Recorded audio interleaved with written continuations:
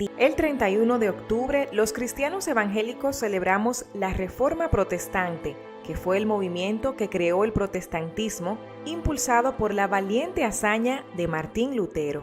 En el año 1517, durante la víspera de la fiesta católica de Todos los Santos, Martín Lutero dio a conocer públicamente sus tesis y el impacto fue tal que se señala esa fecha como el comienzo de la Reforma Protestante y una vuelta a la pureza del mensaje del Evangelio de Jesús. Martín Lutero, quien era un monje católico, se convirtió para muchos en el causante de la destrucción de la unidad de la Iglesia, pero para otros es el gran héroe que hizo que una vez más se predicara el Evangelio puro de Jesús y la Biblia, el reformador de una iglesia corrupta. Él cambió el curso de la historia al desafiar con valentía el poder del papado y del imperio, sosteniendo puntos de vista contrarios a la práctica y ordenanzas de la religión establecida, el catolicismo romano, por considerarlas contrarias al contenido de la Biblia.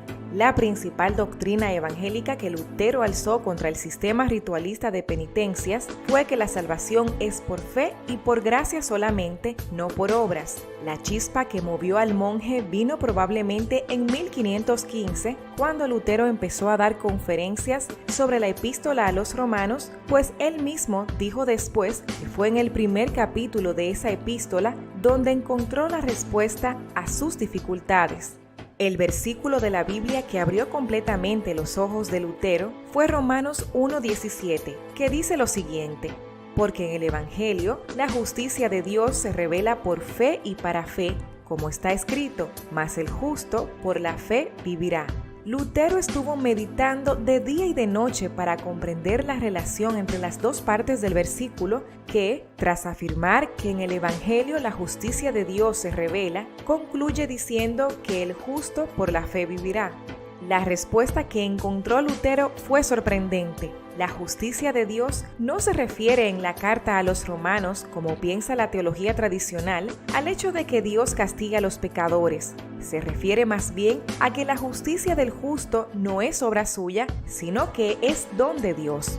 La justicia de Dios es la que tiene quien vive por la fe, no porque sea en sí mismo justo o porque cumpla las exigencias de la justicia divina, sino porque Dios le da este don.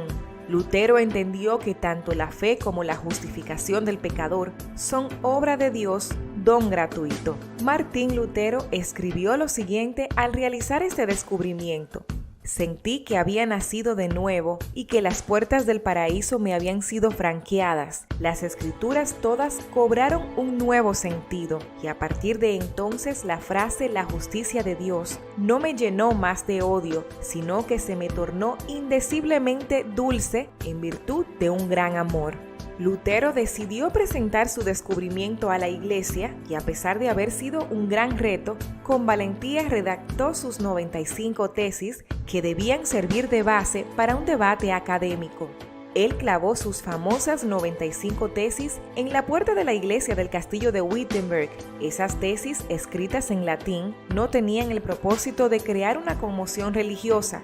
Lutero dio a conocer sus tesis en la víspera de la fiesta de Todos los Santos y su impacto fue tal que frecuentemente se señala esta fecha, el 31 de octubre de 1517, como el comienzo de la Reforma Protestante y la reafirmación de que la palabra de Dios es el punto de partida y la autoridad final de la Iglesia y de toda teología.